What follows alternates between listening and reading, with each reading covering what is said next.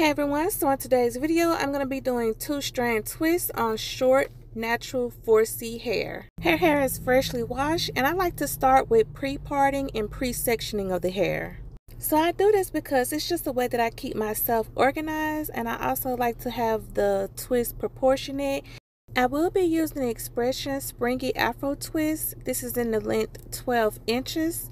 And how I did this, I basically used my crochet hook. I'm going to go through the natural hair and then I'm just going to hook the extension and pull it through. Once I pull it through, I just want to make sure that the natural hair is right in the middle of the extension.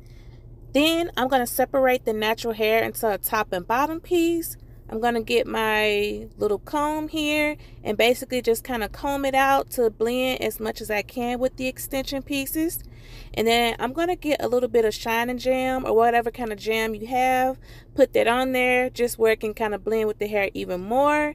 And then I'm going to begin to start to twist the hair.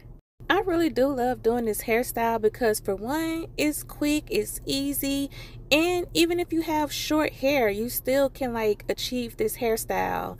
I do the rubber band method when the hair is this short, just so the hair can last longer and have a firmer grip towards the roots without any of the hair coming undone.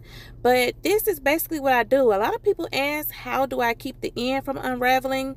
This type of hair, it just wraps onto itself. So literally once you twist it to the end, it'll wrap upon itself and there's pretty much nothing else you need to do. Alright you guys, so this is the final look right here. Let me know how I did in the comment section, and also let me know if you've ever tried this hairstyle. If you guys have any questions or comments, just let me know. Thanks for watching.